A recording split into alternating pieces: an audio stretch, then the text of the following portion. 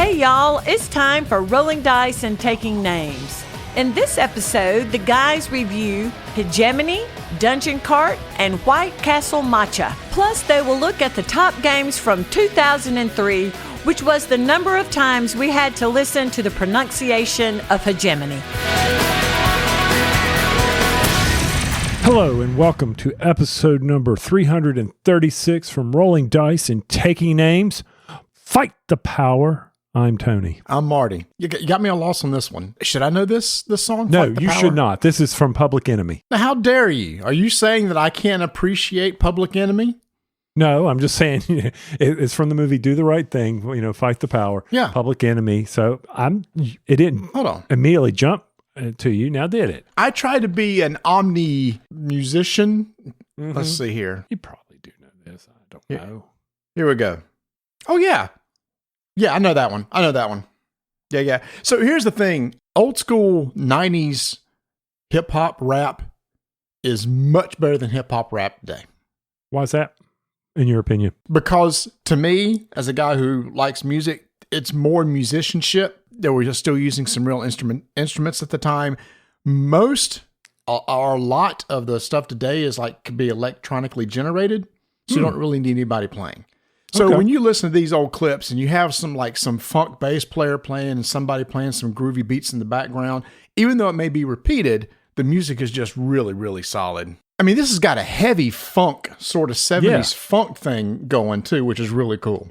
Yeah. And I mean, people who've listened to podcasts know I worked in Camelot Music. That was my summer job when I would come home from school, and Heavy D and the Boys and the rap was just getting started, and I did enjoy listening. We'd put it on the store, and it gave me appreciation for the music that was coming. And now I can't understand half the things they're saying because I'm old.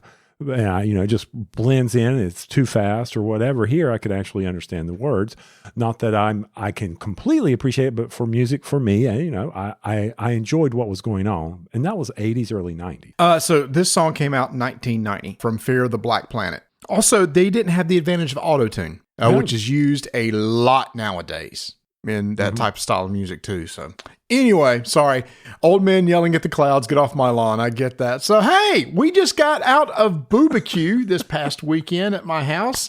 That is an annual event that we have where we have friends over. A friend of ours, Steve, smokes some barbecue, play some games. Everybody brings some side dishes, and we just sit, game, and snack all day long. All right, you got me going down a rabbit hole. Oh man! Oh, okay, here we go. We're circling back. Here we go. At Cloud, I'm trying to see if there's a T-shirt. I mean, I know it's from The Simpsons. I was hoping there was a T-shirt. Oh man, I was at the Cloud. Well, yeah, that's a classic GIF, however you want to say it. Of him, pounding his fist up at the clouds. Yes. Yes. So I was just like, I wonder if there's an actual T-shirt, because that'd be awesome to have. Yes, BooBQ happened. I actually stayed past my usual departure time, my witching hour, which is unusual for me. But hey, I did. I hung in there all day. We started bright and early at 9 a.m. There were no Bojangles biscuits greeting us, but that's because I did not want to be late, or I would have had them. But, no, that's quite all right. I think we had more than enough that day, so I didn't miss the biscuit. You didn't? Okay. I just want to make sure. I brought a veggie tray. I was quite pleased that I ate most of the veggies. And I was snacking on that thing. I love broccoli. I love raw broccoli and with a little bit of dip. And here's one of those. Broccoli is one of those foods that I've gained an appreciation with over the past 20 years. Mm-hmm. Before that, I had no interest in broccoli. And then I'd only eat it cooked. And now it's just, I like it raw. I just like the flavor of broccoli now. Vanessa can't stand it. It's got to be in something, but I can just eat it raw. Speaking of, my dad was that way. If it wasn't cooked, he wasn't touching it until later. Then it became a thing where it became broccoli. And we had healthy dip. We had bacon ranch mega hot dips going on that stuff. We had me with the French onion come out of the store dip, and Vanessa had her dip going on it. So the broccoli taste was killed with that bacon ranch dip. I'm telling you, that was some good stuff. Man. And then Mark, who's part of our game group, brings those crack bars that, oh my gosh. You enjoy those? You don't like them? They're not my favorite. Okay. Because on BooBQ, for me, it's about the meat sweats. Sure. Especially when Bert brings out the sausage balls. Sausage balls are, yes, I love sausage balls too. But those crack bars are made with some sort of cracker, cream cheese, and cinnamon and butter. So to me, it's very much like a cinnamon roll. That's what you get the flavor of, which I love cinnamon rolls.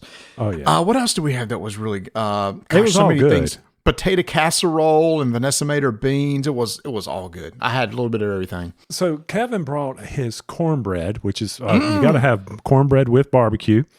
But let me ask you this. We were discussing this, went out to dinner to celebrate a friend's birthday last night. We were talking about cornbread, and I was like, yeah, I enjoy cornbread as well. But do you like with sugar? You like it with sugar? I'm talking with the sweetened corn, condensed corn, cream of corn. Do you like it? Oh, actual corn in it? Yes. I'll eat it, but I'd prefer it without it. Oh, okay. For the Discord channel, we're going to get a vote out there with corn or without, because, we were talking about last night and we were like 50-50 at the table. No, I don't like corn in my cornbread. I just want the cornmeal. I'm like, that makes no sense to me, people.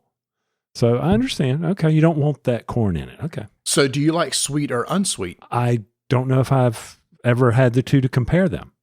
Okay. So what Kevin brought was sweet. Sweet. I loved it. It had a little bit of sugar in it. It had more of kind of a cakey feel, as opposed to the more crumbly feel, like a breadish type thing. Okay. I don't know. I pour my cornmeal out of a box, and then I slap an egg in there, some milk, some cream of corn, bake it in a cast iron, put a little honey on it, pull that bad boy out with some good white bean chicken chili, and I'm all. White bean chicken chili. Dang it. Okay, so Vanessa and I was thinking, what do we want to make for Halloween? Just because we're recording this right before Halloween. And she usually does chili, regular chili, but now I'm like, I wonder if I can get her to make some white bean chili. That sounds good. I know she'll use her own spices and all, but I will tell you, McCormick has a white bean chicken chili package. Okay. That's one of the best that I've had. And even Donna goes, woo, this is a little warm for me. I'm just like, yeah, it can get you on some heat now. Speaking of heat, I brought out the Experience, the hottest sauce that Pucker Butt makes. And I was the only one that had any. I don't need my butt to pucker. I need to be sitting at, I'm getting up enough times during game day that I don't need to be messing up your bathroom. Okay. I know we're getting gross here, but it can happen. And I was like, I wanted to try it, and then I completely forgot. Right. So I did basically, we have it used to be a food truck, and then there was a restaurant near the game store in Pineville. Was it Oogie Boogie's Barbecue or something like that? I can't remember the name of the restaurant that closed down, but they had the beans, the barbecue, and the slaw cup inside of a cup. It's like a sundae, barbecue sundae. I can't remember. Yeah. So I was doing that. I had Vanessa's baked beans or your baked beans, then putting Steve's barbecue on it. And then I put Mark Kell's slaw on top of that, and then put a little bit more barbecue on it, a little bit more beans. And that was it. I had my vegetable, I had my protein, and I had my beans. You had all food groups covered. Dipping a little had some broccoli cornbread on the side, had a little dairy, so I think you're probably all right. That was good. That was good. No, it was a fabulous time as always. Thank you so much for hosting that and letting us crash your basement there, and we got to play in a lot of party games. We'll talk about one of the big ones that we played. I really need to look about getting Mind Map. We played Mind Map again. That was so good. Yeah, I had forgotten how hard it is to explain. Oh yeah, but. And then what's weird is we never played teams, and the rules for teams are odd. Yes. Because it's like a team just plays as normal, but then another team works together to try to guess. I don't know. I think it's better without teams. I think it'd be better individually. But that's just me. I mean, they said, well, if we can play up to 14 people. So I was thinking we would pair up with 7 people of 2. But then I started, wait a minute. This is not how this game works. This game is about guessing.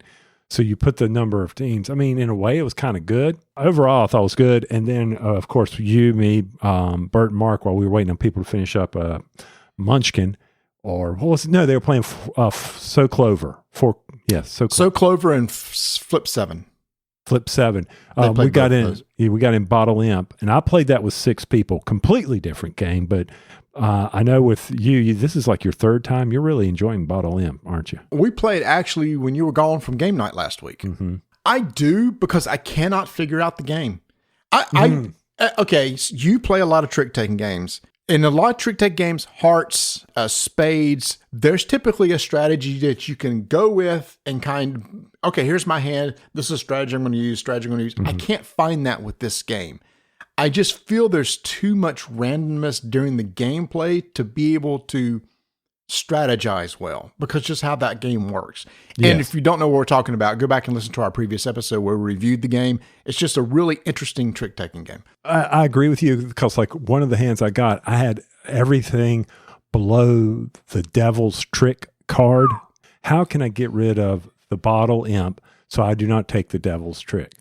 Now, but then it's two things that not only you don't want to get stuck with that, it's like, okay, now how can I generate points? Yes. That's the part I can't really grasp. It's feel like, well, I'm just going to take what I can when I can, but I don't really have a strategy when I'm trying to decide what to play and pass and keep or whatever. When it comes to points, I'm mostly concerned about making sure I don't get stuck with the imp at the end. Because that's part of the game, is you need to take the Bottle Imp when the points are out there, and that's the part that's the risk you're taking.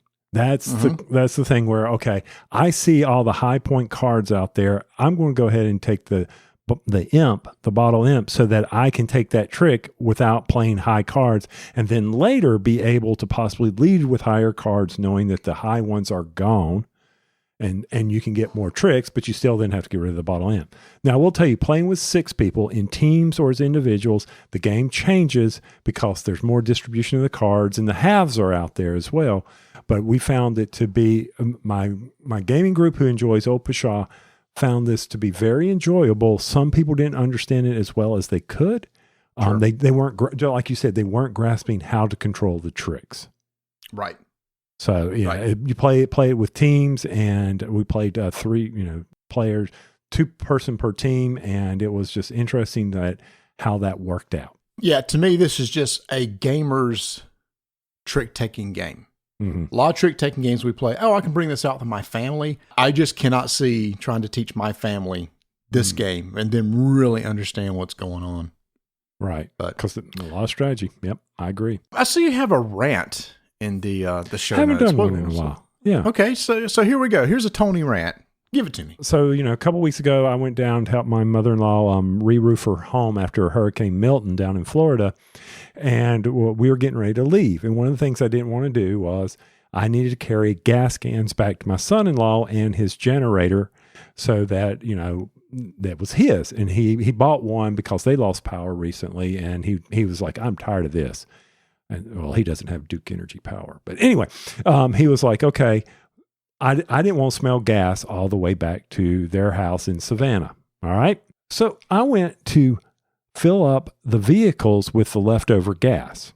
Okay. Mm-hmm. What type of gas can do you have now? Is it newer or is it older? Is it like 15 years old? I bought one about 2 years ago, and it's one that's a real pain in the butt. Yes. In that I have to squeeze a nozzle I have to squeeze a button or depress a button on the back of the nozzle to let the gas flow. So I've got to squeeze this thing and kept it squeezed as I'm trying to pour the gas, and it's a real pain. Right. So it doesn't feed back, and it has a spark arrestor inside of it. All this is from OSHA because somebody blew themselves up, I guess. I don't know why. You and I grew up carrying gasoline and metal cans, and we never blew ourselves up. Dude, I'd go back to an aluminum can in a heartbeat. Yes. Exactly. With a little pop, Oh, that's right. Good. Yeah. Get a little vent. A little gas high. Yeah. So, I know exactly what you're talking about, because when I had to go get a can, I'm like, what the heck? And it took me, I was trying to read the instructions. I could not figure it out. And it's like, what do you mean I have to pull on this and then press this at the same time? And then I'm trying to pour gas in my gas can, all right, my lawnmower, and it slips. Crap. So I could try to do it again. Oh, yeah. Yeah, Donna was laughing. She goes, it took me 10 minutes to figure this thing out. And I go, and then I'm putting it in the car. And oh, by the way, the nozzle is so short on this 5-gallon can, it's hitting the vehicle. I can't tip it all the way up and hold the freaking thing. So I can't get all the gas. And her brother looks at me and says, I've got a solution for this. I said, really? He goes, well, oh, and this got me. He has to carry a special funnel around with his vehicle so that he can push the flap in the gas tank down because the nozzle can't depress it. So he's got to put that on there. So if I run out of gas, it's worth me calling AAA. But so he pulls this, he goes, Tractor Supply, $5. It's this long black nozzle that has none of this crap on it. And I screwed it on there and tipped it up. I said, how are they getting away with this? He goes, I don't know. Go buy one before they can. And I just got rid of all. I was just like, this is the dumbest. So I'm looking it up. So OSHA had to provide this because, we got to provide safety. And I'm thinking back to when I was a kid, I'd fill up a lawnmower using a metal container with no arrestor, and the freaking engine was hot. And I am still here today. Yeah. Oh yeah, dude, I would go fill up gas. I would get on my motorcycle with the gas can and drive to the service station, park it. The good old boys are out there smoking cigarettes as I'm pouring gas in the can. It's like, all right, see you guys later. And how are you tying metal cans behind it's gas cans behind cars for getting married? Okay. What you know what I'm saying? Now we can't even do that. Oh man. So anyway, that was the small little rant. I've not had to use those. And after about 10 minutes and not being able to pour, I was just like, this is the stupidest thing ever. Yeah. Don't get rid of your current gas can. Oh, I won't. What I'm saying. Y'all know I've talked about some Aconyte books over the past couple of years. This is a publishing company that makes books themed around game IPs. The Arkham Horror is the one I'm going to talk about, but they do Legend of the Five Rings. They've done some Marvel stuff, but it's the Arkham that I've always been interested in. And while I was at Gen Con, they had a booth set up and had a brand new book come out called Herald of Ruin by author Tim Pratt. And this is his second in the series, focusing around one of the characters I really enjoy in Arkham Horror, Carl Sanford, which is the head of the Silver Twilight Lodge. He's not a good guy at all, but he's kind of the protagonist in the story. And I really, really enjoyed this book. This is the book I wanted to read over Halloween. And what I like about it, this is literally almost like a Mystic Mobsters. Now, number one, Carl Sanford runs Arkham. He knows everything that goes on in that town. He said, nothing happens in here without me knowing. I control the police. I control politicians. Somebody comes into Arkham to try to take over some of his business and stuff. And then, honestly, it feels like two mobs going after each other, except they're using mysticism and stuff instead of necessarily guns to go after each other stuff. So, I don't know. It was really interesting, and it was a great page turner. I got to the end of the book, and it set up something for a third book. So, Aconyte, if you're hearing this, please let me know when this third book is going to become available because I can't wait to read it. Herald of Ruin is definitely one of the better books I've read in that series from Aconyte Publishing. Oh, look at you being all educational and well-read. I tell you what. It was a fun, I said Aconyte Publishing, it's Aconyte Books. But anyway, so I really enjoy their stuff. And they have multiple authors for their series. And again, they have a bunch of different series. I think there's one on Descent, Twilight Imperium. They cover a bunch of different things. Anyway, I enjoyed the book. Can't wait for the next one. And I was saving it for October to read during Halloween. Okay. Month. All right. Well, good. I'm glad you were able to do that. Now, I am not well read. The biggest thing I've been doing on my spare time is doing one of our favorite events. And we're putting the video game segment early here. One of our favorite things, Guild Wars 2, the Mad King Thorn event. Yes. And that is where you go play Mad King Says, and you go into the labyrinth. And this is generally where you get tons of drops, and you're able to boost the various statistics for your character, like luck, and possibly get some really cool drops. Yep. I've opened over 2,000 trick-or-treat bags. Oh my gosh. And I have yet to get a great drop. But that's okay. That's all right. I've been enjoying it. With all these bags you've opened, what do you do with all that stuff? Just sell it, store it, trash it? Yes, basically, because a lot of it's useless. And some of it and now with their new crafting system that you're able to store some of it that you can then purchase other things that you may want to buy. I'm never going to go and do the big heavy ascended and all this, legendary weapons stuff. I just don't have time to do that or patience to do it. I've got chests from other events that I've never even opened. I need to do a new character. But yeah, I just wanted to. It's interesting. It's fun to sit there. This is one of the few times where I pair up with people who I don't know anything about and just run this labyrinth and have a character that allows me to get these trick-or-treat bags. I hit use all and boom, there it goes. And I get to see, oh, look, there's all this, luck and stuff. Why do I do it? I don't know. But hey, it's something to do. I don't know how you keep your storage on your character open enough to where you can do a use all and get everything out. Well, that's the good thing about this one is there's maybe you'll get 10 things out of it. Got it. Okay. And I have enough storage now and that's one of the other things is during this event, you can get a 20 item storage thing. You need to get 3 corn cobs and you need 1,000 kernels. But by getting 2,000 bags, I've gotten 20 corn cobs. So, got it. But I mean, if you run around, I think I ran for 45 minutes today and I got close to 300 bags. And it's just, if you're in a good group, it's easy work because all you got to do is tag something and keep moving and let somebody else kill it and you'll get stuff. So anyway, that's Guild Wars. And I know have you finished all your Guild Wars Halloween necessary stuff to get the special armor? No, I haven't. You've been playing a lot more than I have. I've been reading books. I know. Well, also, I'm doing a video, or I've done a video that will be out by the time this releases. So we talked about Arkham Horror. They have a new RPG system that they announced. And I got an early copy of the PDF of the book. And so I've done an overview video for Arkham Horror, the RPG.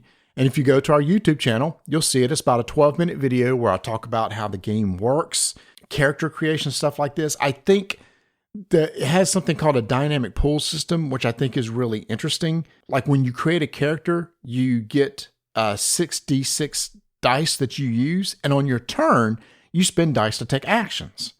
So if I want to take a real simple action of moving around or reloading a weapon, I just spend a die. But let's say I need to do some sort of test. I decide how many dice that I want to use for this test and roll them. But my dice pool doesn't refill until the beginning of my turn the next time. So do I take a lot of actions and possibly fail on some of these actions I want to do? Or do I just take a couple actions and try to guarantee a success? So as a board gamer, I like that action economy. It's I really want to do this. I'm going to spend 3 dice to make sure I succeed, knowing that I've only got 3 dice left over. But if you ever get injured, injuries are handled by reducing your dice pool. So if I take a damage, my dice pool goes down to 5. And it continues, and if it gets to 0, your dice pool never refills until you're healed. And when somebody heals you, you add dice to your pool by the amount that you're healed. So that whole system, I think, sounds really interesting. Okay. To play like that. So it's not a typical roll D20 and add a modifier. Hey, did I pass? You have to make some decisions as the player. It's a push your luck. What do I want to risk here? Right. They started a Dungeons and Dragons group in my neighborhood. I know. I said, what? Really? What age? Mid-30s, mid-40s. Really? Cool. You joining? No. Oh, come on. I don't have time for that. Weekly D&D would be sweet. Once a week. They're meeting in the clubhouse, I think. That's cool. Or no, somebody's house. They're meeting at somebody's house. We tried to get a game night, and that never went off, so we'll figure out from that. Now you've got my attention here with this Hubworld. What? Wait, what? Netrunner-ish? What? Wait, what? I tune in every so often to Team Covenant in their stream. Team Covenant is the guys that have a store out in Oklahoma. They do a lot of card games, etc. They had Andrew Navarro on to talk about a new game that's coming from his studio. Now, they're the ones that made Earthborn Rangers, which is a very popular co-op card game that came out on Kickstarter. A lot of people liked it. He said, I'm going to start working on a new game.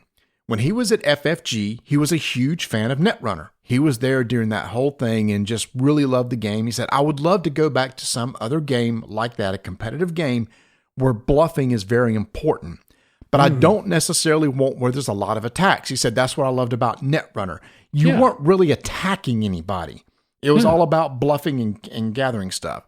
A designer came to him and pitched him a card game that was exactly what he was looking for. It is a cyberpunkish or future dystopia type themed game where you're putting cards out onto the table and trying to find the other person's agents. Mm-hmm. So if I got this right, there's like a 3x3 grid that you can build, and you're trying to find where their agent is. The first one to find the other person's, all their 3 agents, wins the game. Okay. Now, the only thing that was like, poo, it's not asymmetric. Both sides play exactly the same. But I guess the advantage of that is, well, both sides play the same, so you got to play like 2 games or build 2 decks or whatever like that. But he says it captures that feeling that he liked from Netrunner, and it is going to be an LCG type game, not a collectible game, to where he's just going to release like additional packs once or twice a year to modify your deck. And it's like, okay, I'm following them now on GameFound. They have a project set up to follow, and it's going to launch on GameFound early next year. Oh, nice. Okay. Well, I am looking forward to that. That's one of the things about Netrunner. That's, I think, what made us enjoy it so much. I wasn't having to beat you up. I was having to strategically figure out what it is we needed to do. How do I beat you? How do I get past your ice? And I think that was one of the nicest things that I enjoyed about it. One of the best things I enjoyed about it. Not nicest, but best. I'm excited for this. Yep, me too. So that's why I put it in the show notes, because I thought you might be interested in the fact that it's coming from a guy that will heavily influence Netrunner FFG, and he wants to bring that same style of game back to the market. So, I was all over it. They showed some of the art and stuff. I'm not really crazy about the art. It looks too colorful and cartoony for me. I wish it was a little more dark, but that's me. I'm always going to like more dark, mature type styles anyway. So, well, and before we get over to the regular show, I know we got one more thing to. I do want to say that while I was at BooBQ, a box was delivered to my house. It only took it 3 years to get there. And that is from Arcane Wonders, Freedom 5. I have not opened it up. I'm kind of fighting mixed emotions right now on this thing, but it's one of those things. Hey. Flip it. No, I really enjoyed Defenders of the Realm. So when Richard Launius did this at Tantrum Con, whenever that was, of their second one or their first one, I don't remember. I really enjoyed the theme of it because I thought it was interesting. It felt better than, oh, look, I got to go smash orcs and all. I'm trying to battle. And Sentinels of the Multiverse was one of the, card games that I enjoyed playing, but, I haven't played that in forever. Also probably got rid of it. But I'm like, this will be interesting. But I'm like, you can just sit there, box, until we find time to play this. So it's Defenders of the Realm and the Sentinels of the Universe world. Yes, that's how I. Okay. Yeah. And it's called Freedom 5. I don't even know. I don't even remember what I backed. I know. Oh, you ain't even broken the seal on that bad boy then. No, I have not. I'm not going to until you and I say, okay, it's time to play this. So the thing is, though, we got a copy of Elder Scrolls that I haven't opened. We got to get on that. We need to get that on the table too. That we were super excited about. And we've got the new Carnival Chaos from Restoration Games. I'm learning those rules that we can play, and then of course Resurgence. Watched a few videos on that. That's scheduled for after this video comes out. We will have played it at game night if everything goes well. So yeah, I've got another box. I don't even know what it is and where it came from. Yeah, I got a few more games too. So we got some interesting cues coming out. One of them was a hot game at Essen from Nuts Publishing, Deluvium, something like that. Deluvium. Anyway, the idea, the pitch is, and I read reviews and they said it's true, a 1 hour 4X game, which we've heard before. Mm-hmm. So I love the stuff Nuts Publishing puts out. They did 300. They did the Saigon 75. Okay. So they put out some quality stuff. Anyway. Yeah. So what was the cartoon where they had the professor used the Wayback Machine? Was it from Underdog where they had the little segments where it was a little boy? And yeah, it was Jeremy and the dog was the professor, Sherman. So, okay. So that was Sherman. So Sherman was the dog, and they used the Sherman Wayback the dog Machine? or the boy. The boy may have been Sherman, and Mr. Peabody and Sherman. Dude, way to pull that out, Mr. Peabody. And no hands were on keyboards for the Google. No, that Mr. P. Was it the Wayback Machine? Yeah, I think so. I'm pretty sure it was the Wayback Machine. Now we'll start the Google. But anyway, what were you saying? All right. So anyway, we've been going through top games starting at the year 2000 on the show, where we give the top 9 games, and we kind of pick the top 3 that we're most interested in, and maybe some ones that we missed we wouldn't mind checking out. So we're up to year 2003, and according to BGG, here are the top games from 2003.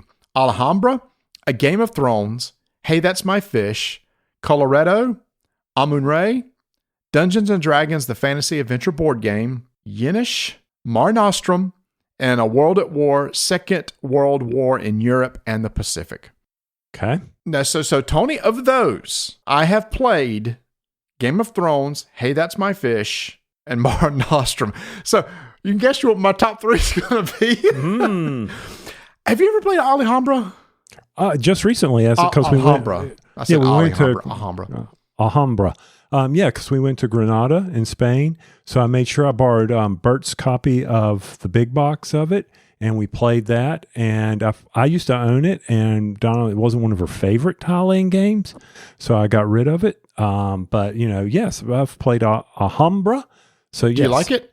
Still not one of Donna's favorite tile-laying games. I mean, you're not going to beat Carcassonne for her. I'm fine with it, but as with it's one of those, as the tile-laying games go, you're going to stick with the one that brought you. So then that's a classic game I guess I need to get on the table along with Amun-Re. And get this, I've had this in shrink for quite a while. Mm-hmm. The 20th anniversary edition. Yeah. That we have. So this is one of those that now I kind of want to open this up and play it sometime and see, do these things hold up?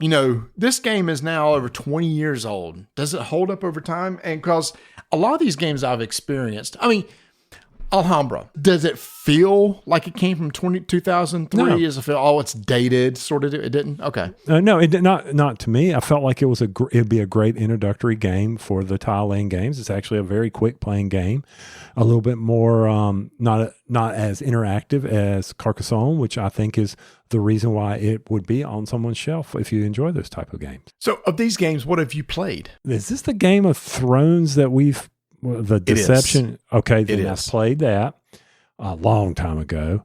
And then, of course, Mare Nostrum, which you and I have the remake of that, if I'm not mistaken. That was the Empire one? Yes, it is. I guess it was a remake. I can't remember whether it was reprinted, but we have that. Yes, I verified it is that one. Yes. Okay.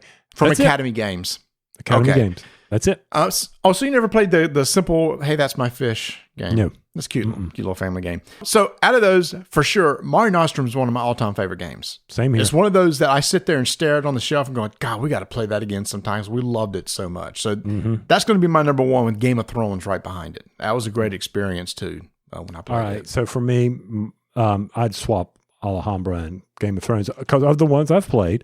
Game of Thrones, I enjoyed it, but just negotiation, all that crap. You know how I feel about that. So that's why it would be number 3 on this list. Got it. All right, y'all. What do y'all think? Come out to our Discord channel. Of these 9, which do you like the best? Like, what is your top 3?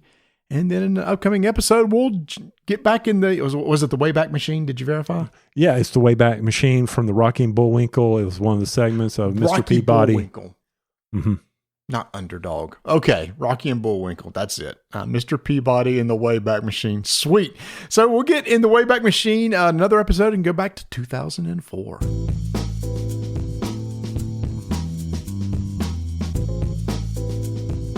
So, Marty, it would be an incredible dream of mine? What's that? That if some manufacturer would produce a game, a campaign game that's easy to learn, you pull it out of the box and it explains how to play it in the very first quest, that you can build over time. It's cooperative, brings your friends in, and as you're playing it, you get invested. That is an incredible dream of mine. Well, there are some games out there like that exist. In fact, one that was very popular that came out is Kinfire Chronicles Night's Fall from the company Incredible Dream. It was an extremely hot game, but they sold out. But guess what? There is a second printing going to be released in November. And if people are interested in this game, they can pre-order it right now. So yeah, this is a 1 to 4 player cooperative campaign driven game. Check. With a mechanic that we love. We love card driven mechanics where you take actions with cards from your deck and you can modify your deck over time. That's one thing that we always look forward to, is clever ways to make your character better through use of cards. And another thing that I like is the fact that you don't have a set initiative order. It's pulled from the bag. I like that. The randomness. It's not roll dice, everybody says it. I like this ability to have the randomness in the campaign. That's kind of cool. Yeah, so the whole chit pulling mechanism, and whatever chit you pull is whoever activates, a monster or you or whatever. But I also like, too, where a lot of this is battling, and the battling is really straightforward by playing cards, doing attacks and blocking and trying to take down a big bad.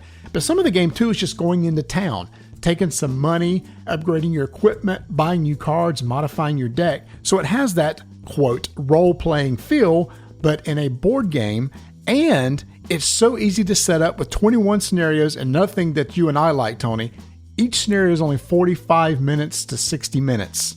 That's perfect for us. Well, that's my sweet spot. I also like that it's not always about battling. Sometimes there's various puzzles you have to solve. So there's a lot to get involved here. I also like the fact that when it's your turn, it's not like I can get up and walk around the table as I often do during our game nights. I actually have to stay engaged because I can boost your actions, so I'm never not out of the game. Oh yeah, this sounds really cool. I love the fact that the setup is really just opening up a campaign book, going to a map. You got the individual modules, you set up, you play, you put it away, and you can pull it out again. And the game can be reset after you played. You got 6 unique characters. I'm super interested in it. And if you are, you can pre-order it right now. Check the link in our show notes for Kinfire Chronicles Night's Fall.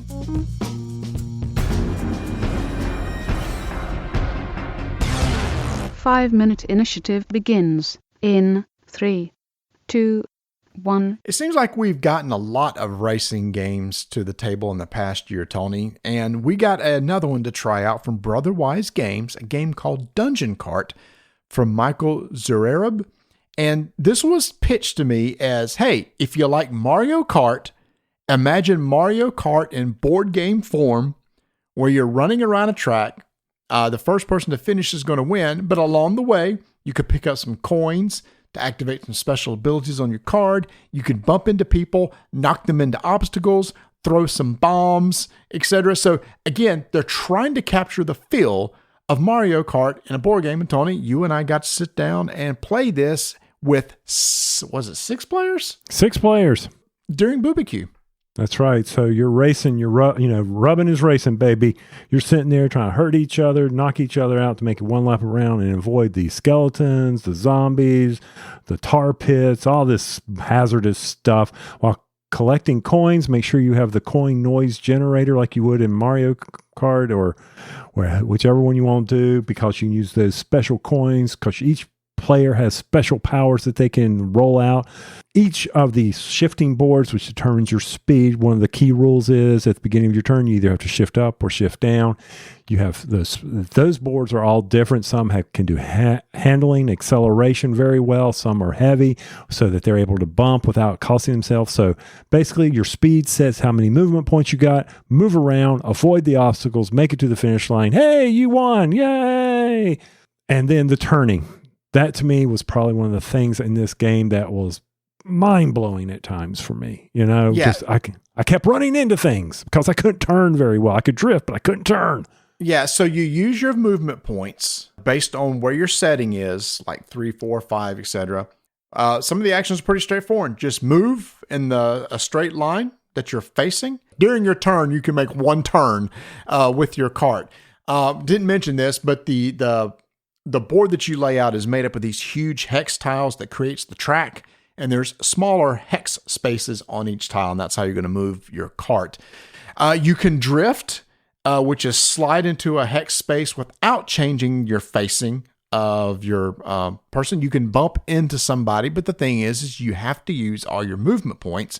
Sometimes I put you into a bad situation where you end up in some terrain where you don't want to be.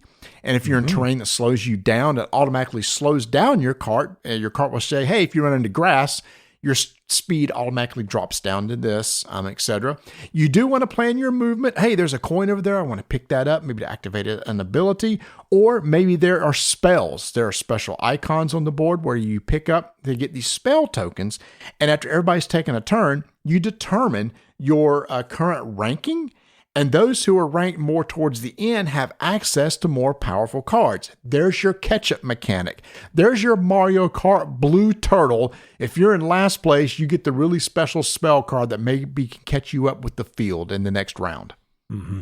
Summing it up for me, this game is, family style game of just total chaos. All right. Yeah. We've played multiple, like you said, racing games recently, and I began to really enjoy the simplicities. And the example is Charioteer from GMT Games, the simplicity of that game and how it plays. And I think that's where I am with my gaming now. I think this is just, if I want to race, I just want to run around the track and not try to ram people and things like that. But I can see where as a family, or a big group, that this would be a fantastic game to play, because you're always in one another's face, always bothering one another. And that gives you those story moments. Like, you remember the time I ran you into the zombie, or I spun you out into the wall, that Sackcrete concrete jumped up and knocked you out. So that to me is what this game is all about. I prefer the simpler games, the simpler racing games now. You say simpler. I think I too probably prefer the games that are more racing realistic. Okay. Charioteer is one where positioning and going into turns and speed in turns makes a difference. Heat is the same way. We played Rallyman. I felt that way too. But that's what they're trying to mimic. This isn't Forza, the video game. Right. This is Mario Kart, the video game. It's Agreed. not trying to be a realistic. It's just a fun, crazy. We got carts. We're bumping into each other. We're dropping bombs. We're trying to blow each other up. That's the fun of the game. I think it's one of those that kids would like, because it's big, it's colorful. You got the nice gear shifters for the cart that they have to adjust and everything like that. I'm probably more in the more realistic part, like you are for right now. But again, for a good family game that plays up to 8. Personally, Tony, I don't think I'd ever want to play with more than 4, because 6 took a long time to get around that one lap. That was a lot of people on the board. So 8 would be even more insane. So I think 4 is good for me. But if this sounds like something that you're interested in, this is Dungeon Kart from Brother Wise Games. 5-minute initiative is complete.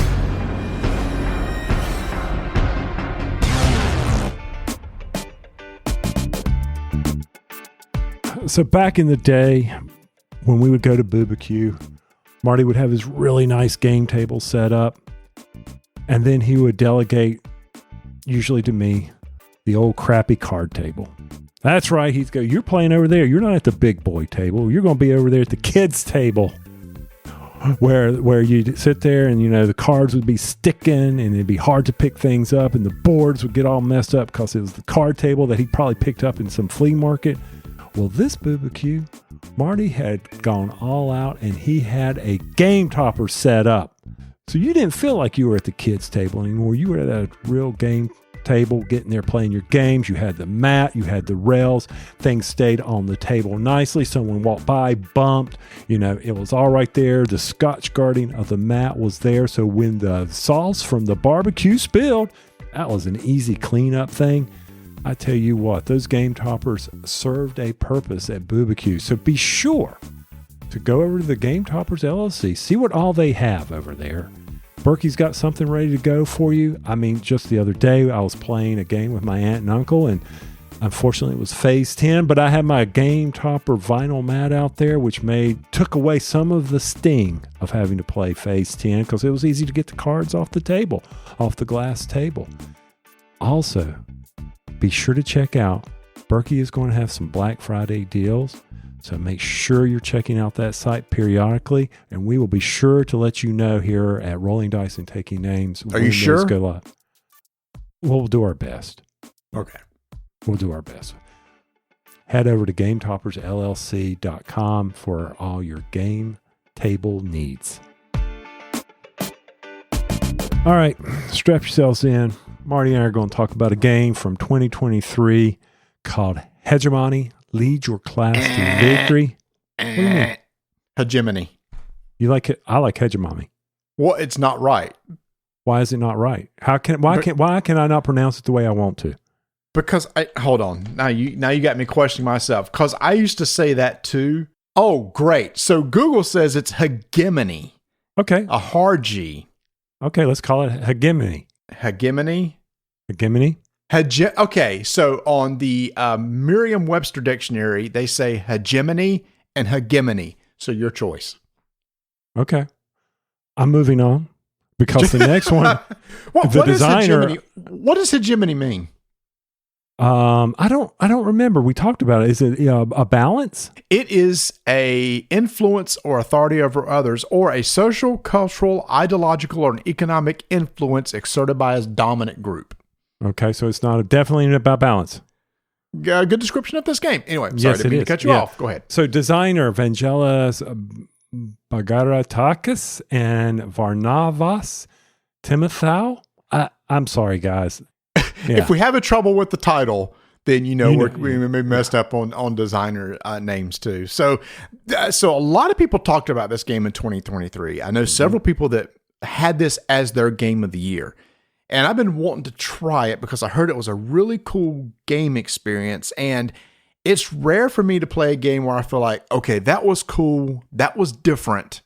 And that's what this was for me. This didn't feel like anything I'd ever played before. Maybe the closest thing was kind of like Prime Minister, in that you're kind of simulating this thing of trying to work with others and trying to get your influence and stuff like that. It kind of felt like that, but it gave me the same experience of, oh, this is a really cool thing that I'm doing. Even though it's a game, I just like the experience itself. So I'll help our listeners understand where I'm coming from. First off, it was on the table for 5 hours. Okay. But to be fair. No, I took out 30 minutes for the interruption. Really? Mm-hmm. So, but we got up at 8 and we were talking to people as they came in. It was on the table for 5 hours. And then we verified that we knew exactly how to play. Hey, I appreciate at least everybody came in learning how to play their class, because this is very much an asymmetric game. You have a capitalist class, middle class, working class, and the state. We randomly assigned each of those to the players. I had working class, Tony had middle class, Mark had capitalist class, and Bert had the state. So everybody came in kind of knowing how their class worked and how the flow of the game happened. And then we just, all right, let's sit down and see how this thing plays. By the way, love the game, even though it was on the table for 5 hours. Really? Absolutely loved it. Okay. Cool. All right. So Tony rule explanation, because I'm not going to sit here. If Marty does, the Mad King says starts in 5 minutes, and I can just tone him out for a little bit. No. There's, because when you have 4 asymmetric type classes, we could just talk about in general kind of what they do. But to me, the player turn's pretty straightforward. Yeah. Play a card, take the action on the card, or do a basic action. And when you're done with that, you have a chance at a free action. And how do you win the game? You get the most victory points. That's it. I was actually thinking about this as I was taking a shower before we started recording. If you kind of break it down, a very Euro-ish type thing, for example, the working class was all about making sure that they could get some money in order to purchase resources such as healthcare, education, and food. I had to feed my population, had to feed the people. That's what the food for. But if I provided health care and luxury items and education, that made my people happy and earned me victory points. So it was kind of a resource management. I got to get enough money to buy this to make them happy. Jumping over to the capitalist class, they're the ones that ran the huge corporations. They provided a lot of the resources that I wanted, plus gave a place for my working class meeples to go and earn a living wage or a wage. And so they were all about, hey, I want to make as much money as I can, balancing what are the salaries and what are the prices I'm going to sell these goods at that people want. You as the middle class was stuck between those two. Yeah. You could run a business, but you also needed those goods. Yes, but here's the difference for the middle class, and I've thought a lot about this. The middle class needs to be self-sufficient. We bring in our own skilled worker set, but it's all about, I don't want to use a lot of my money. I need to be self-sufficient by creating my own small businesses, because I could just take those, and that gave me prosperity by doing that, and then gaining my victory points from using my own goods to manage hey, I'm a small business here. I've got to be self-sufficient. I got to sustain, because I don't want the competition, the capitalist.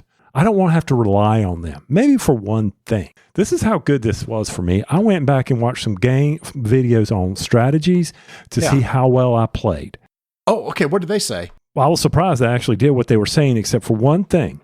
And this is part of what the state does. The state is responsible for ensuring policies to keep the people happy, to promote income, to be able to supply things to the middle class, the working class, as well as make sure the capitalists will come in and they don't run over the middle. They keep the capitalists in check so that they don't run over the working class and the middle class. And that's what they're trying to do. And also provide a competition to the capitalist. That's the check and balance there. But so for me, I needed to be able to keep my population low, because it was easier for me to be self-sustaining and quickly ramp up my prosperity. That was the one mistake I was doing. I should have checked the population growth, where you, on the other hand, want a bigger population because it allowed you to get quicker. You weren't checked as hard. But it was interesting. It was just that's what was so brilliant about this for us. Yeah, but what was interesting about that was I still had to feed my people at the end, right? Mm-hmm. I will say this. I think the names of these groups were bad. To me, the capitalist class was just large business owners. Middle class was small business owners. Mm-hmm. And then the working class was, to me, it's just the people that didn't own their own business and worked for somebody else. Mm-hmm. They try to break it into capitalist versus socialist, and the way the game works, it's not really like that at all. No. It's all within a capitalistic environment. Mm-hmm. It's just that the government is also there to like, okay, man, it looks like we need to provide some more education. Maybe we'll provide some cheap education to compete against maybe the large business owner, the capitalist. The education they provide is just too expensive. Their private colleges are too much. So the state says, I'm going to build a university. I'm going to set the price to where the working class can get it from me. But that's where the whole cool thing is between the middle class and the capitalist class. They set the prices of their goods. And me as the working class, I'm going to the cheapest person. So I can recognize that if there's a shortage over in the capitalist or the public sector, because they are providing education and healthcare as well. And I can do that too in the middle class sector. So it was all these checks and balances against one another. Okay, so you've got that going on, and how we generate our victory points was dependent. Capitalists had to generate money, legitimacy for the state, making people happy, making sure that they're providing what we need, and giving us the feels of, hey, you're doing a good job. And then, for me, I've talked about mine, you've talked about yours on how to get the victory points. But then came setting these 5 or 7 policies. There was immigration, tariffs, taxes. You're looking at it. Help me out here. Fiscal policy, which was the number of buildings the state could make. Mm-hmm. The labor market, which would set the minimum wage. Taxation, self-explanatory. Healthcare and benefits, where the state could set the price of healthcare. And each of these had 3 sections, A, B, and C. The education set the price there, foreign trade, which you mentioned, and then the immigration, how many new people are going to come in each round. The state, at the beginning of the round, flipped over a card, and their goal was to try to get the fiscal policy to match what was on the card. For example, they say, okay, this round, I'm looking to have markers in 1B, 2A, 3C, 4B, and 5A. And if at the end of the round that happened, they got 1 point for each of those. So sometimes they pushed bills to be made. So here's one thing that the 3 of us, the capitalist, middle class, working class, could propose bills. One of the actions we could take is to take one of our markers and go, at the end of this round, we're going to vote on this. Another thing you could do as a basic action is put influence cubes of your color into a bag that will be used to determine who wins those bills at the end of the round. So several of us had that same basic action, proposing bills and putting influence cubes into the bag. That to me was the fun of the game. And it didn't drag with negotiations. Why are you voting yes for this? If you propose a bill, you're automatically for it. Yep. Okay. And then based on how the cubes came out, that was the randomness, but we had the ability to buy influence or have the state provide influence, as well as the state could influence the bills as well on in what could pass or what would fail. That would be a blind bid at the end, which all the cubes were shown. You can blind bid cubes to add to your side for or against to try to swing the vote. Right. So you were lobbying. Yeah, you were lobbying. But what's interesting is everybody kind of knew what everybody wanted to do, because at the end of the game, the working class got points if the bills were in the A section of each of the policies, which is more towards the socialism. I say that quote because it wasn't socialism, because the state never provided any goods. They didn't make food. They didn't make luxury items, sort of deal. So, but anyway, my goal was to try to get all the policies on the far left side. The capitalists were trying to get them on the C section, the far right side. Middle class, you wanted them right down the middle. All of us were trying to get those markers in the right section by the end of the game, because that was just extra victory points for us. The state didn't care. Their goal was just I just want to make sure these policies happen each round. That's right. And also make sure that they're legitimate. And as one of the things about these policies is, if you propose to move one of them, no one else could do that. So yes. throughout the whole game, for me as the middle class, the policies were sitting basically where I needed them to be at the end of the game. So I knew at the end of the game, there was no reason for me to propose them, because that would screw up my in-game victory points. So that was kind of fun. But it was, even though it took 5 hours, and a lot of it was learning and understanding the flow, because there were a lot of chances to really screw something up if you're not careful. It was kind of like y'all looking at me and, can you just take your stuff from you? Heck yeah, I can. And then, use that. That's one of the ways you're always looking at that as, how do I generate those victory points, and what market do I want to go for? It's kind of like when you and I chose to do the tariffs, because we sat over there and we saw the capitalist class driving food costs up.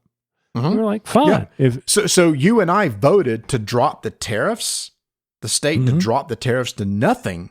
So we went to the foreign market to buy food. Well, all of a sudden that pushed, or either the state was like, crap, I'm not getting any money out of this anymore. They need money to run too. And the capitalists are going, well, I'm going to drop my prices to try to get you guys to come back to me. I love economic modeling games, and that's what this was, which I appreciated. And Bert, as the state, was constantly worried about, one of the free actions he could do, he could tax. He could just say, hey, I'm going to tax people because I need some money, because at any time you couldn't pay for something, you had to take out a loan. And when you took out a loan, you had to pay an interest of $5 at the beginning of each round, but you were negatively impacted at the end of the game if you still had a loan. So you didn't want to have any loans going on. So there was a lot of that sort of stuff going too. And both you and the middle class and the capitalists, one thing you could do, you could build companies. On your turn, you had a market of companies that you could pay money to put those on the board to have workers to be able to come and work there. I could assign workers. I could take workers and put them around the board. There was a salary set on each card that was determined by the company, and there were unskilled workers and skilled workers. So some places required certain colored meeples to go there. So that's where I may have to buy education and spend that education to convert a non-skilled worker to a specific color worker. And you as the middle class did the same thing. So that's what I thought that was cool, was that the working class was doing their own thing, capitalist class was doing their thing, and the middle class, you got to see a little bit of both. Mm-hmm. You also needed to be thinking ahead for the next round, because with 5 cards, there were some tough decisions to be made, because some of the cards I really wanted to use, but I knew that they would help the state, and I knew that's how the state was generating victory points. It came down once again to a game of that. And there were certain cards I could only use if policies were in certain areas, which also restricted me, so I could easily get rid of them. But I could always discard a card to use a basic action of my class that I was playing at that time. The rounds were over, believe it or not, even though there were 4 of us and we were each playing 5 cards. They went fairly quick. I felt, and even though, I'll be honest, once again, it didn't feel like 5 hours. Right. It moved. And again, y'all, there was a lot of people coming in and we were up and down. So, I mean, it would go quicker if we just really focused on it. But anyway, you did mention that there was 5 actions per round, per person, 5 rounds, which is an entire game. So people may be wondering, well, the working class really gets messed up because they have to rely on the prices set by other people and whatever salary they pay. There is an option that the working class could strike. They could say, hey, I want to strike. You need to raise my salary. There's 3 salary levels at each company, and it sets at whatever the policy is at that time, and it can't go below that. So one thing I could have done is force the policy to raise minimum wage, but I never felt like I had to strike. I felt like I was getting enough income. So if I was to play, I want to play every class at some point in time, but I would love to see how the working class does it if they do go on strike. But to me, that was really risky, because if the working class goes to a company and says, I'm going on strike, that company, it hurts the company because they don't produce, but it hurts the working class because they don't get any salary from that company either. Yeah, but if you do it enough, they're going, they'll eventually maybe come, they need the money. Because the only way that they're going to make money make victory points is make money. So they got to do that, right? Well, they got goods they have to sell. Right. But that's where the state can come in and go, oh, cool, great. Then just come buy my health care and buy my education. That doesn't help on food. State didn't provide food or luxury items either. So. Right. But you could then also, and this is some of the fun of the game is, okay, I see that Mark is or the capitalist class is over there not behaving itself. Fine. Maybe I will provide to the market what's he not providing. And I could open that business. So you don't want to sit there and build a whole bunch of businesses out. You don't want to do it. You don't have the population to support that. Also, you got to be careful. You got to pay taxes on those businesses. So I was going to say, you've got to pay, the middle class is paying, income tax and the other tax, which was for employment tax. So I've got to keep that in check while I'm providing the workers to the public sector or to the big capitalist guy over there, as well as to myself. But once again, there's that strategy, and it is, I need to see what the other groups are doing. If the state's not going to provide it and the capitalists aren't going to provide it, then I can fill that hole.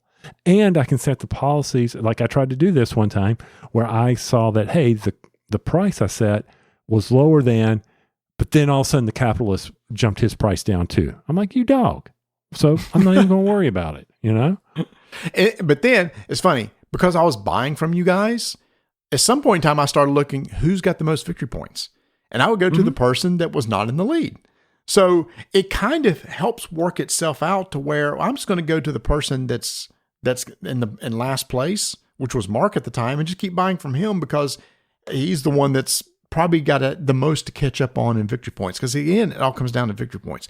We kept saying during the entire time we played just how brilliant this is. We were stunned that a couple guys sat down and came up with a game that just works so well as sort of a economic model playing game that we really enjoyed, understood, and had fun as we were doing it. And the great thing is, you sit down and again, you play a different group, and it's going to play totally different. Yeah.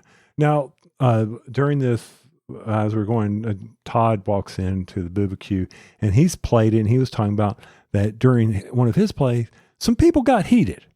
He mentioned that they got heated. And did he say why? I can't remember what the reason was. Because people were not moving his policies, and he felt like people were ganging up and all this stuff. And I'm like, well, you've got to adjust. You've got to force them so that they're not doing that. He was saying that was like a type A player that was saying, you really should do this. You should do this. You should do this. It's like, it's not a co-op game. And one of the guys got sick and tired of him being told how to play his game. And that's where the problem came in. So take that in consideration. You might need to really play with a specific group that doesn't get upset. We were not serious about this at all, meaning we were making jokes and having fun with this the whole time and, making all these funny political and economy jokes, just laughing it up and having a good time. But we all really enjoyed the experience as we sat there and played it. Yeah. And there are some cards in there that if you do not have a thick political skin, you may have to get your Sharpie out and mark through them. Just, it's a game. It's a game. It is literally a game. But it is really interesting to see. Oh, I see how the government benefits from putting tariffs on stuff because it helps them out. But if the tariff is too high, nobody's going to go to the foreign market and buy it. Instead, I'm just going to buy it from a company over here. I just really liked seeing how all that worked together.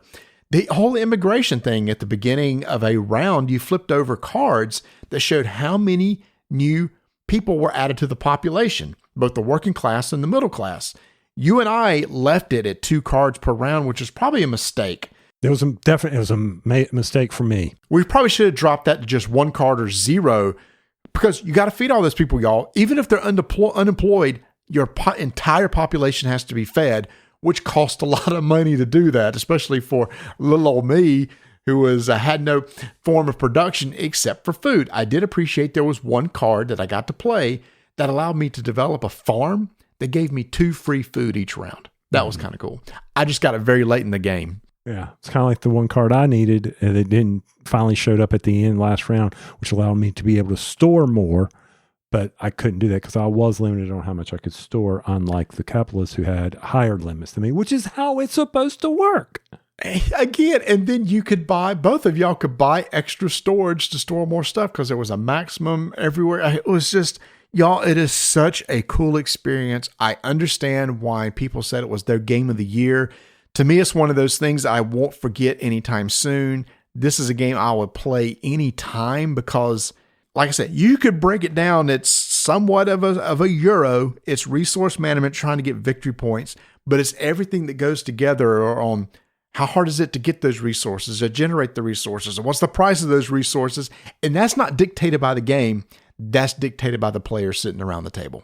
All right. So here's some of my negative thoughts, and then I'm done, and you can close this out here. But plays best with 4. I do not see playing this game with less. All right. That's probably one of the biggest things that I have against it. How often will you be able to sit down with 4 people for the allotted play time of 3 hours, 4 hours? All right. So that's a commitment. So that's probably one of my biggest beefs with this is I don't see you can not play with the state, but I think it would really, I'm sure it's still an amazing game, but I think it would really lessen the enjoyment.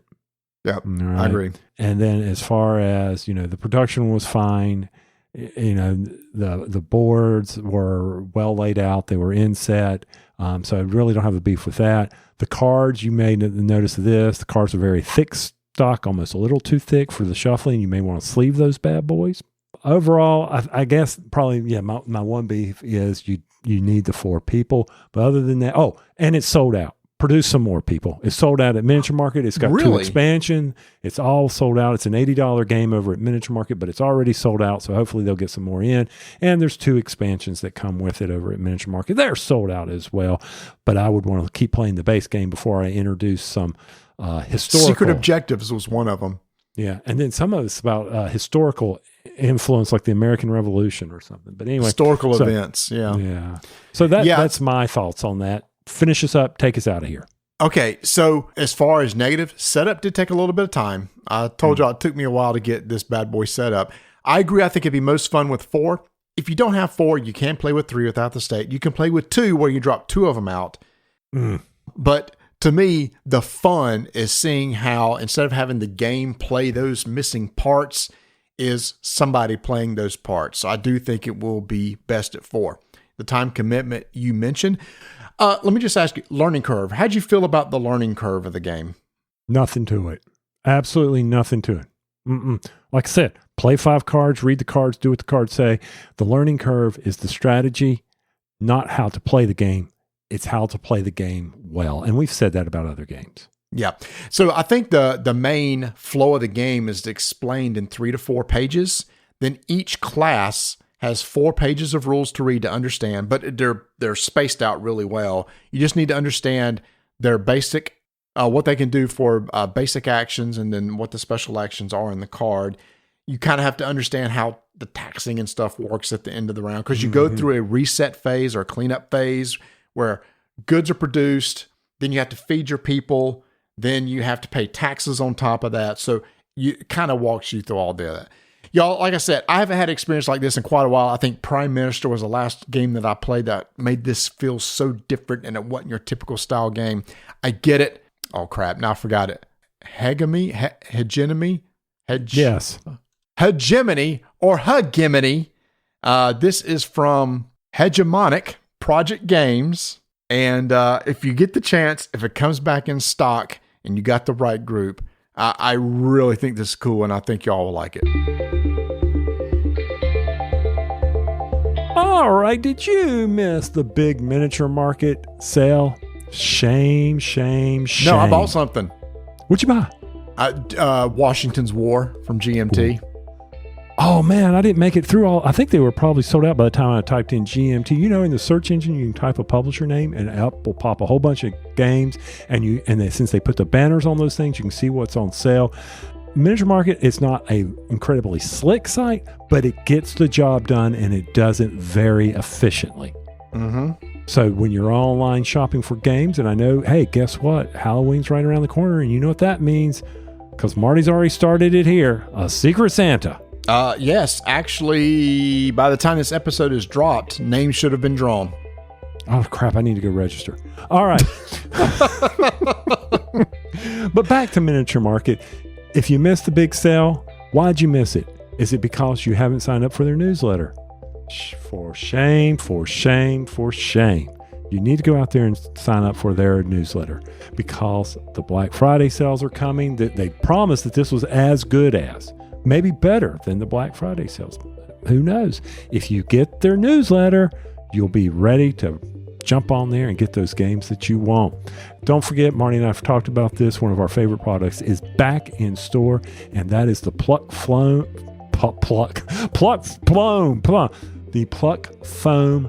containers for miniatures. I got my primer ready to go, Marty. I'm going to have to order me up some of that for those new characters we got for War. What is it we got? Warhammer. Spearhead, yeah. So head over to miniaturemarket.com for all your gaming needs.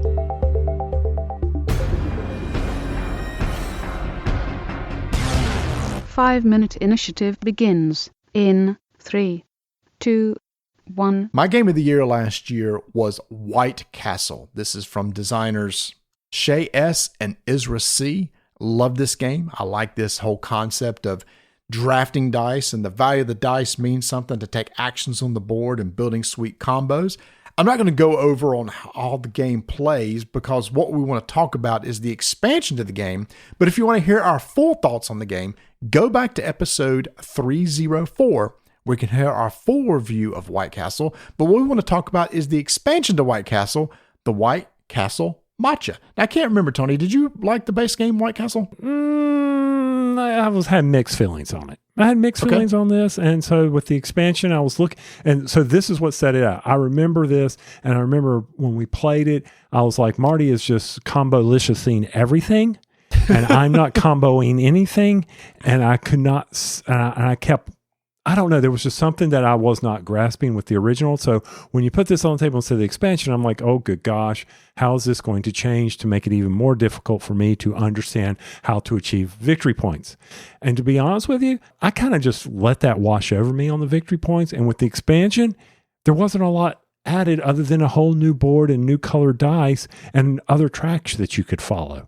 So I didn't feel like that. I think that's what it did. And it gave you another method to possibly help you get those victory points that I missed in the first playthrough. All right. Yeah. So as you mentioned, there's an additional board that goes at the bottom of the board. You have additional characters, geishas, that's going to go on your player board. So now you have a new player board to put those geishas on and a new resource to track called Chasen, which is a matcha whisk. And you'll use those in order to get geishas onto this new board to move them along a track. There's some new cards that you can assign dice to down in that lower area that will give you not only abilities what you had in the past of going to the bridge or the training grounds or up into the castle, but also to activate this geisha part of the board and move there's people down there. In the base game, it's 3 rounds. And you draft 3 dice each round. This does add 1 extra drafting each round. So now you're going to draft 4 dice in the round as you had this whole new, brand new color of dice, green. The way it works is any other place on the board where you could put a generic colored die, you can put the green die there. Just can't do it in the castle. That's the one restriction that you can't do. But Tony, like you said, it really just adds, a new action to take of moving a geisha along a track. And the ultimate goal, if you can get it into the building, the geisha into the building, it's going to give you additional victory points based on where you have your other meeples in the other places, whether they be the garden, the training grounds, or the castle. So it kind of works there. If it's like, okay, up on the main board, I've got a lot of people in the castle, so I want to get all the my geisha meeples to this section of the lower board that's going to award me victory points at the end of the game for each one of those that are in there. Right. Now, did you feel like you could concentrate on both, or did you, when you walked away from this, it was still like, I need to concentrate here to get the victory points? I'll admit you didn't have your combo-licious game that you normally have, but which did you kind of split your thing and you suffered from that? I probably did split too much. The thing that I do love about this game is, hey, I'm going to place a die here, which allows me to place this one here, which gives me a special action, which allows me to come over here to the bridge and take a bridge action, and then, and chain. And I never did find the really good chain to do that with this, but I appreciated what it's added. I will just go ahead and kind of jump to what my thoughts are on it. We all said after the game was over, we didn't feel like this was a needed expansion. You know, there's some expansions we say, I'll never play this game without the expansion. I don't think that's this way with this one. I think this is one of those, if you've played White Castle a lot, it adds something to it to add a new flavor, but it's not necessarily needed to make it any better. You do get one extra draft. We did determine it really didn't make the game any longer. Before we added the expansion, we played the base game. It took us 90 minutes, and it took us 90 minutes with the expansion too. So it didn't make the game overly longer. And I don't remember from the original base game the waits that we were having. For me, I mean, I was all over your basement. I was meandering here and there, waiting on people. That's something I don't enjoy in a game, but it's something that is necessary with this game because you are looking for what is the best thing I can do so the next turn I can then build off of that. I'm going to need this resource, and this resource so that I can then do this item, as long as Marty doesn't go to that particular spot. So these games tend to draw out turns for people. For some people, it's a sign of an incredible game that it makes you strategize and think to that level. For me, I'm not looking for that. I don't need to go that deep. I'm not going to the 5th level of a chess master here. I don't need it. It is very rewarding when you pull off one of those sweet combos and you sit there and get to do a lot of stuff during your turn. But like you said, when it's not your turn, and this was the same thing with White Castle, you really can't plan ahead. Because if you're playing with 4-player, you have no clue what dice are going to be available when it comes to you, and you don't know what actions will be available because you can only put 2 dice per spot on the board, except for the well, which is unlimited. I still love White Castle. I think the expansion is a good addition to it. It's easy to follow. It flows well. It's amazing how the expansion board art matches perfectly like it was supposed to be there all along. Yeah, that was pretty cool. Yeah, so that was really neat. So yeah, if you like White Castle, I recommend it, but I don't think that it's absolutely necessary. So yeah, I completely agree with you. I guess I'm a little rough on it. I think if we were to play this game more and more, I would enjoy it because I think our turns would be less timely. So that is White Castle Matcha from DeVere Games. 5-minute initiative is complete.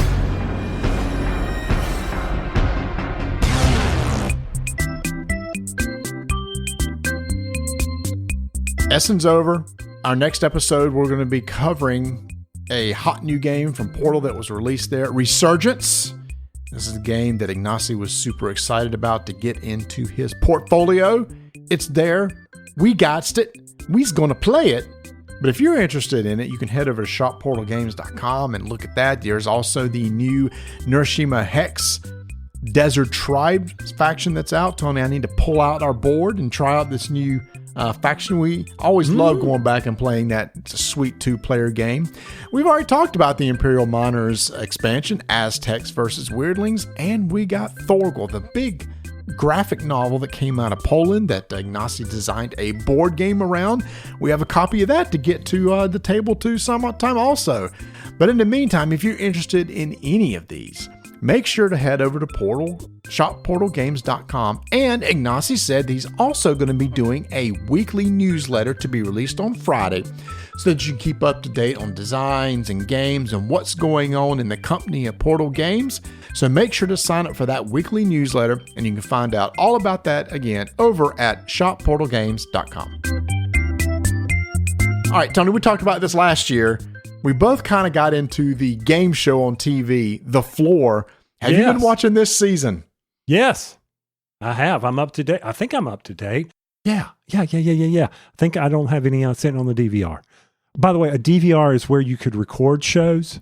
I just want to make sure you're aware of this. It kind of was like the tape thing, but you don't have to hear the spin of the motor as you move the tape forward or worry about it breaking.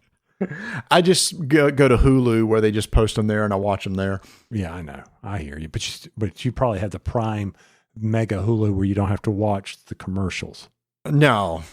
Commercials? It's a package thing. Anyway, so if y'all don't know, so The Floor is a game show hosted by Rob Lowe, where this year there's 100 contestants coming in with their own special topics, and they're on a 10 by 10 grid. And when their square is picked, they pick somebody that's adjacent to them to go up against. And they have, each of them has, is it 40 seconds to 45 seconds. 45 seconds. One of those two. It doesn't matter. Yeah. Based on the topic, it could be like, I'm trying to think of one that we just recently watched. I'll tell you one. Board games. Oh boy, that was easy. Vanessa's like, I said, oh my gosh. If I was to ever go on the show, it'd be board games. So what they do is they show a picture of the board game, and the contestant has to name it, and then they show another board game. The other person has to go. If they miss or they don't know, they say pass. 3 seconds run off their clock, and they go again. And once the clock runs out, they lose. But then whoever you beat, you claim their topic. That's the cool part. Mm-hmm. So you claim a subject that you may not know a lot about. Which what happened is, have you caught up to the one where the lady inherited wrestling and did not do very well? Oh, no, I haven't seen that. No, I'm one behind you. So she's going to be played. Yeah, the wrestling one. The one that the lady inherited currencies. Ooh, I would have shook the other person's hand and said, good game. Yeah, I would be like, all right, thanks, Rob. I'll see you later. I just turned around and walked away. I could not believe they knew the currency. They just showed a bill. And it was like you had to name the currency. It was like I knew maybe 2, 3, maybe. I was just dollar, like, this is unreal. Yeah, the euro and whatever they use in Canada, the Canadian dollar. Yeah, when you challenge somebody, you challenge them against their category. If someone challenges you and you win, then you inherit their category. So there's a lot of strategy, and a lot of people are sitting there. Some of the people, and I don't know how true this is, they said, I picked a category that I know people won't know a lot, so they avoid challenging me. And then if I get randomized, then I can go after probably categories that I might know. And I did pick up that people get to study a little bit. Yeah, they do. They in between shows, they talked about, hey, I studied a little bit, and they added something new this year too, where if you stay up and go win 3 in a row, you get your time bonus, which gets you 5 extra seconds that you can use whenever you want. And that has been big. Yes. I don't know. It's a fun game show that you can play along with. That is what is so fun. And Rob is great on the show. He's such a great host. He does. He is. He is amazing at how well he does. I was always like, well, how's he going to do? I enjoyed it when the one girl came up. She goes, I just got to see your fine self. That's right.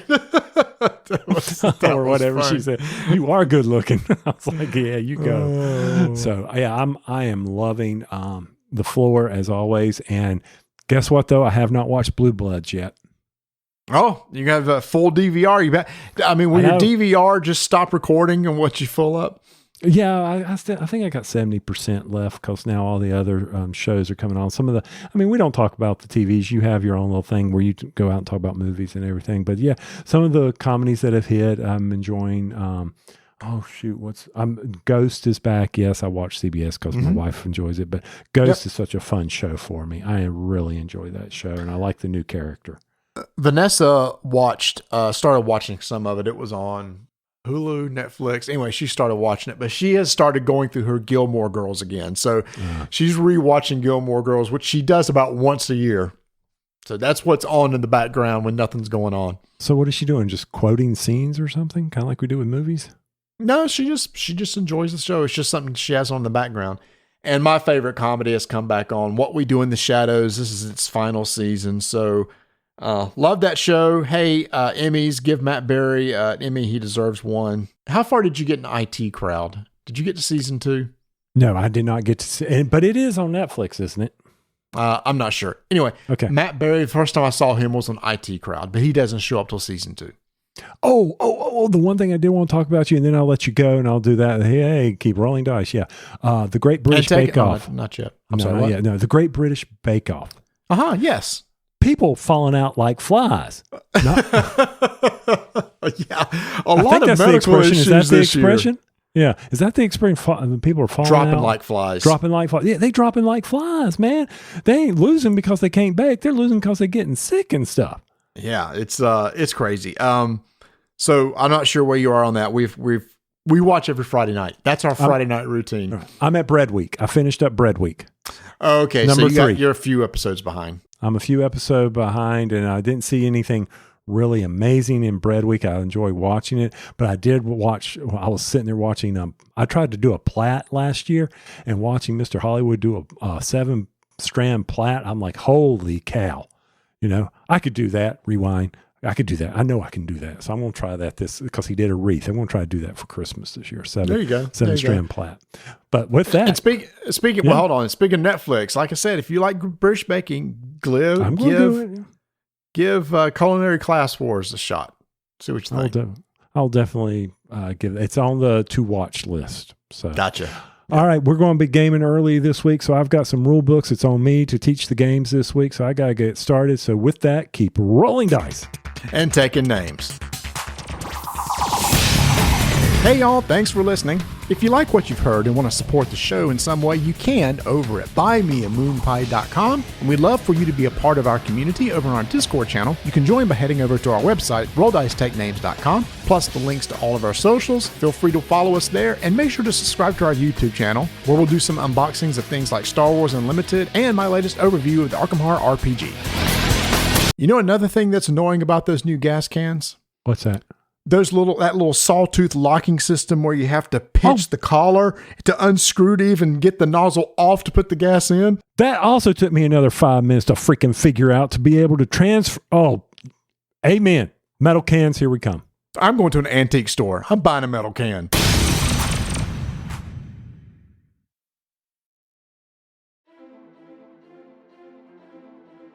Every hero strikes out on their adventure for a different reason. To prove myself worthy of my mother's praise. To write my own story and discover who I really am. To prove to my family that I am more than they believe me to be. To revive the god that has chosen me.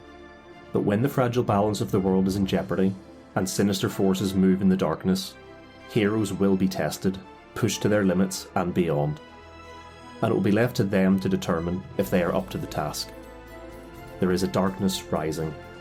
Will they be able to overcome the challenges and meet this evil head-on? For my god. For my story. For my freedom. For the world. To restore the balance. Modified Role Season 2, The Chronicles of Erin, a D&D 5e actual play podcast. New season, new characters, new story. Find us on all the usual podcasting apps or at modifiedrole.com.